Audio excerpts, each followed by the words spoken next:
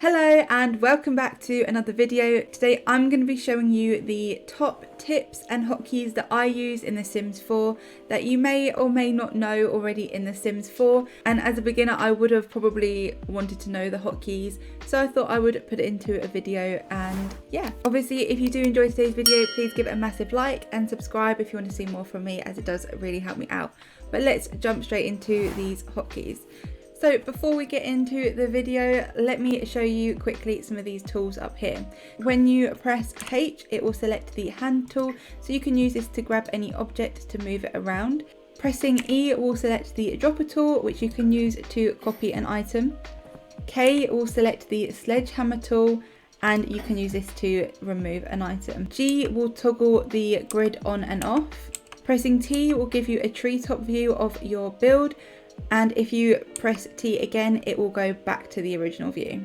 L will go through the day and night cycle. So this can be really good if you want to see what the night lighting will look like, and if you want to get a better view of your build and whatever you're working on. Right, let's get into some building. So if you draw a line and you realize you've made a massive mistake, you can press the control button and go over the wall, and it will delete the wall. Pressing shift will allow you to make a room with the wall tool. Next we'll move on to wallpaper. By selecting shift, it will place the wallpaper in the whole room, but if you only want one wall to be covered, you can press Alt and it will only place it on that one wall. Let's add some floor. So holding shift will place it in the room. If you press the less than or more than key, it will change the direction of the floor.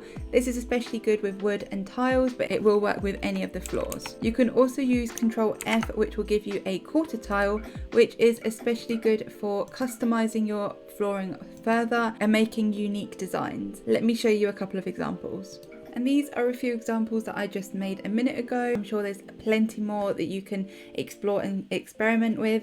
These are a couple that I've come up with. I mainly use the woods because I think they look really good. As you can see, there's lots of little patterns you can make. You can make little diamonds, little squares, little rectangles, and I just think it works really well for making more precise and intricate and really fancy looking wooden floors. And if you are a little bit bored of the wood, then you can make your own design, which is really cool. So I just think it spices up the room a little bit by making your own kind of twist on the floor. Okay, let's move on to the roof. So instead of dragging your roof like this, the height will go up as you drag the roof. If you press Alt, you can drag it and the height will stay the same. If you press Control Shift, it will unlock more roof tools, so you can have more customization on the roof. Holding Shift when you're dragging the roof will only move one side, and this also works on the eaves as well. It will only drag one side. When using the terrain pane, if you use the semicolon, it will make your brush harder, and if you use the hashtag, it will make your brush softer. Using the square bracket keys, you can make the brush smaller, and you can also make it bigger as well. If you go off and accidentally make a mistake like I just did, simply press Shift and you can then erase your mistake. If you're like me and like having lots of flowers in your garden, a simple way to duplicate the item is when you're placing, just press Shift and it will automatically duplicate the item. This just makes it super easy to place multiple objects. Before you place an item, if you use the plus or minus key, you can go through and cycle through the swatches. Normally your objects are locked in to this grid, but if you want to freely move, just press Alt and you can then freely move it into where we want. For this next bit, you'll need to use bb.move objects on. To say we want to move this plant onto this little table, but it won't lock into place. If you press 9, you can raise the object up, and if you press 0, it will raise it back down. So we can use this to move it onto the table. We can also use the square bracket keys to make items bigger and smaller. You can use the more than and less than key to rotate items.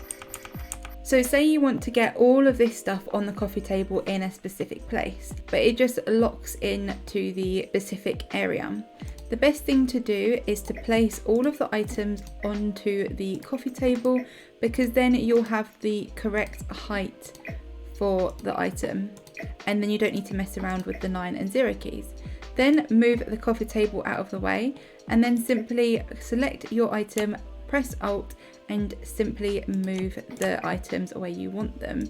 They are going to float in the air while you do this, but once we've finished it will look fine. Place all the items and then you're going to move the coffee table over, and then you can move it into the exact place you want. And there we go. All of the items are on the coffee table in the place where we want them. This works really well for kitchen counters or even a little office studies, making it more cluttered. Something that I like to do in the build, just because then it just feels a little bit more lived in and realistic. And I think that's all of the hotkeys that I know for building and decorating. Let me know in the comments below if you know another one that I've missed. If you did enjoy today's video, please give it a massive like and subscribe if you want to see more from me. Thank you so much for watching, and I'll see you in the next one. Bye!